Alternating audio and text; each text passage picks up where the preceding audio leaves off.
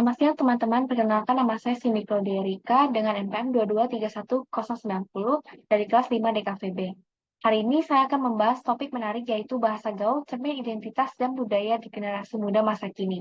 Dalam pembahasan ini, kita akan melihat bagaimana bahasa gaul menjadi simbol kreativitas generasi muda sekaligus cerminan semangat zaman. Bahasa tidak hanya menjadi alat komunikasi, tetapi juga cerminan budaya dan identitas. Di kalangan generasi muda Indonesia, bahasa gaul menjadi simbol kreativitas dan adaptasi zaman. Bahasa ini berkembang melalui pengaruh budaya lokal, asing, dan teknologi, menciptakan cara unik untuk mengekspresikan diri dan membangun komunitas. Melalui presentasi ini, kita akan membahas bagaimana bahasa gaul mencerminkan identitas dan semangat generasi muda masa kini. Selanjutnya, apa itu bahasa gaul?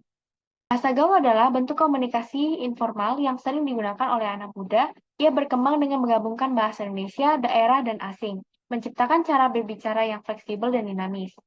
Contohnya, kata healing yang berarti berlibur untuk menyegarkan pikiran dan spill yang artinya untuk mengungkapkan sesuatu. Bahasa ini terus berubah-ubah mengikuti tren budaya pop dan teknologi. Selanjutnya adalah sejarah dan perkembangan bahasa gaul. Bahasa gaul memiliki sejarah panjang. Pada era 80-an dan 90-an, istilah seperti gue dan elo mulai populer mencerminkan gaya hidup urban. Di awal 2000-an, fenomena alay muncul dengan ciri khas yang unik dengan seperti pengejaan aktual ini. Saat ini, bahasa gaul semakin terpengaruh oleh media sosial dan budaya global dengan istilah seperti gasken dan auto yang populer di kalangan anak muda. Selanjutnya, bahasa gaul dan identitas generasi muda. Bahasa gaul menjadi cara generasi muda untuk mengekspresikan identitas mereka. Istilah-istilah seperti bias untuk penggemar K-pop atau noob di komunitas gamer mencerminkan komunitas mereka. Selain itu, bahasa ini menjadi pembeda generasi menciptakan ruang komunikasi yang unik yang berbeda dari generasi sebelumnya. Menariknya, istilah seperti healing juga menunjukkan kesadaran mereka akan pentingnya kesehatan mental. Peran media sosial dalam penyebaran bahasa gaul. Media sosial menjadi katalis utama penyebaran bahasa gaul.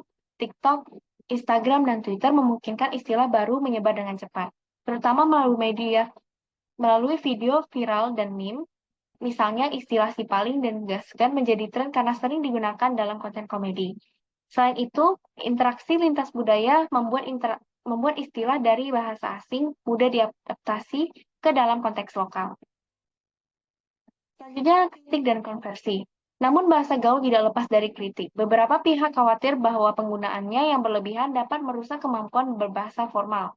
Tapi sebenarnya bahasa gaul adalah bagian dari evolusi berbahasa yang mencerminkan kreativitas dan dinamika generasi muda.